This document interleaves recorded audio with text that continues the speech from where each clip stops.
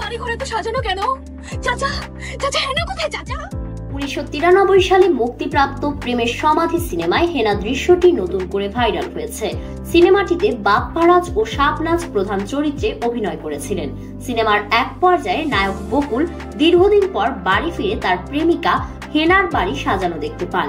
তিনি হেনার বাবাকে জিজ্ঞাসা করেন, চাচা বাড়িঘর এত সাজানো কেন? চাচা হেনা কোথায়? জবাবে চাচা বলেন, হেনাকে তুমি ভুলে যাও, হেনার বিয়ে হয়ে গেছে। বকুল তখন আবেগ আপ্লুত হয়ে বলেন, না না, হেনার বিয়ে হতে পারে না, এ আমি বিশ্বাস করি না। এরপর প্রেমের সমাধি ভেঙে মনের শিকল ছিঁড়ে পাখি যায় উড়ে যায় গানটি বাজতে থাকে। অনেকেই এই দৃশ্যের ভিডিও ক্লিপ শেয়ার করেছে এবং নিজেদের মতামত ও অনুভূতি প্রকাশ করেছে। তবে ঠিক কি কারণে এই সংলাপটি হঠাৎ করে ভাইরাল হলো তা স্পষ্ট নয়। এদিকে নতুন করে পুরনো সিনেমার সংলাপ ভাইরাল হওয়া প্রসঙ্গে শাবনাজ গণমাধ্যমকে বলেন, আমি আর বাপ্পারাজ ভাই তো খুব মজা নিচ্ছি, তবে খুব ভালো লাগছে মানুষ যে ছবিটার কথা এখনো মনে রেখেছে।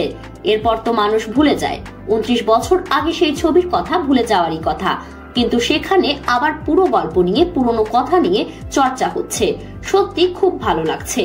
শাবনাজ আরো বলেন, একটা ভালো সিনেমার শক্তি কত বেশি, এত বছর পরও এ প্রজন্ম সেই ছবির সংলাপ, দৃশ্য ও গানের সঙ্গে নিজেদের কানেক্ট করেছে, এটাই ভীষণ ভালো লাগা।